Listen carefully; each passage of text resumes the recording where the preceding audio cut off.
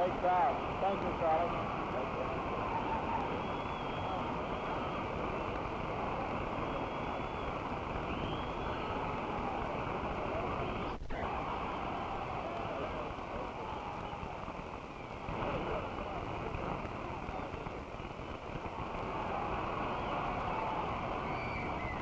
Here in the middle of the afternoon at 4 o'clock, to find this great hall, where I have spoken before, the Aksarben auditorium, completely jammed, to find thousands outside, to realize that you've taken off from your jobs, many of you, to be here, to realize that you have waited, and then to get such a warm reception, makes me realize how much I owe to this state. I'm proud of the fact that in 1952, when I was on the ticket, one of the problems since World War II has been that the United States has found it difficult to have full employment without war. I think what the American people want is prosperity without war, full employment without war. That's what we are working toward, and we are on the road to doing that. 1 million men have been let out of the armed services or out of defense plants as a result of the wind down of the war in Vietnam and other policies. We are making the transition of moving those people in to not wartime, but to peacetime-related activities. This will take some time, but it is something which I think the American people want to have happen. We are going to make it happen. And also moving in that direction, we have another problem that I know all of you are concerned about. That's the problem of rising prices. You recall in 1968 I talked about that too. The fact that prices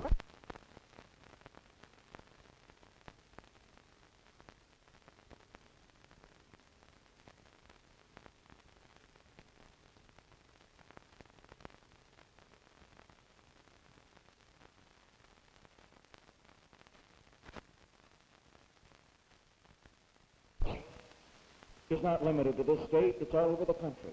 It isn't limited to our cities, it's even in some of our smaller towns. It's the fact that in the 8 years before we came into office, crime went up 158% in this country. And we looked at the causes of that crime, and one of the causes was that we didn't have strong enough law enforcement officials, we didn't have strong enough laws, we didn't have, in my opinion, strong enough judges in many areas. Judges who, as far as their records were concerned, clearly realized that it was important to strengthen the peace forces as against the criminal forces in this country. So we went to work. We went to work in several areas. I appointed a strong Attorney General of the United States. We strengthened the law enforcement officials at the federal level. We've appointed strong men as U.S. attorneys across this country at the federal level. We have strengthened the LEA program, in which we have, of course, a program in which the federal government helps the states and the counties and the communities in their law enforcement program.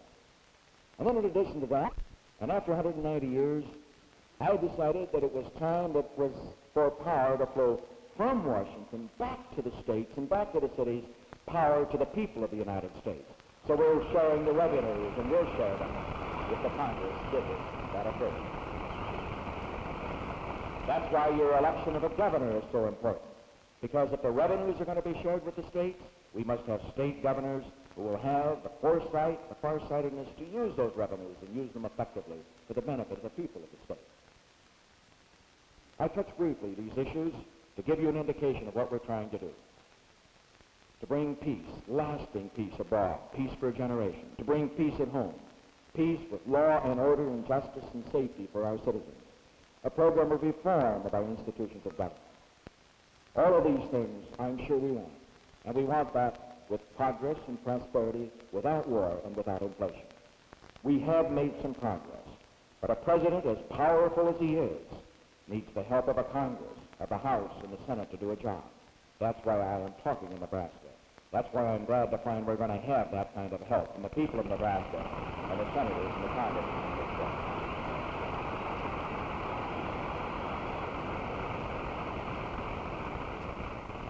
Now one closing word. And I can tell you that that picture that you see of the radical few is inaccurate.